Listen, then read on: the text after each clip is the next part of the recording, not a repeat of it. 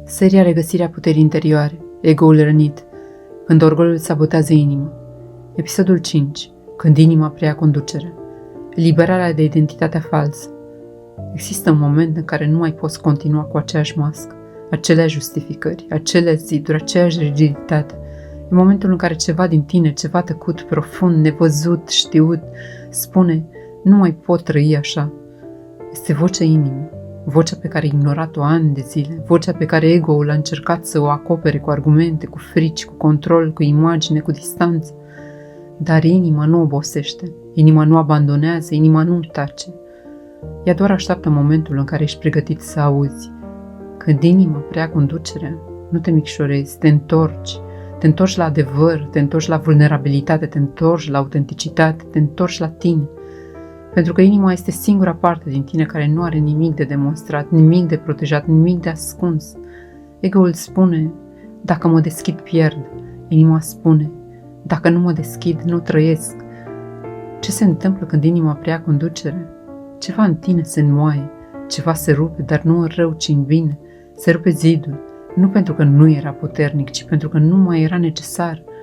Inima nu te expune, inima te dezvăluie, ea nu-și cere să fie altcineva, își cere să fii tu. Adevărul tău, dorul tău, iertarea ta, greșelile tale, umanitatea ta, lumina ta. Când inima preia conducerea, nu devii slab, devii sincer, nu devii controlat, devii liber, nu devii mic, devii real. Eliberarea de identitatea falsă. Identitatea falsă este cea construită pe rușine, rigiditate, perfecționism, orgoliu, mascare, distanță, control. Să nu mă vadă nimeni așa cum sunt. Dar această identitate, oricât de impunătoare ar părea, este fragilă. Se sprijină pe frică, pe neîncredere, pe rană, pe supraviețuire. Când inima preia conducerea, identitatea falsă se dizolvă, nu pentru că o condamni, ci pentru că o depășești, pentru că nu mai ai nevoie de ea.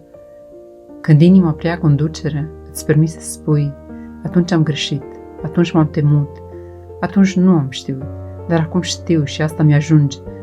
Identitatea falsă pierde atunci când adevărul devine mai important decât imagine. Când inima preia conducerea, iubirea devine posibilă, nu iubirea romantică, iubirea ca stare de ființă.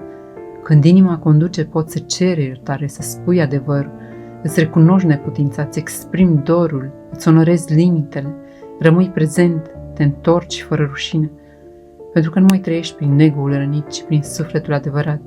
Iar sufletul adevărat îți spune mereu, nu controlul te protejează, ci adevărul, nu masca te susține, ci vulnerabilitatea, nu imaginea te eliberează, ci inima. Acesta este finalul capitolului și începutul tău nou. Când inima preia conducerea, întregul tău univers se reașează.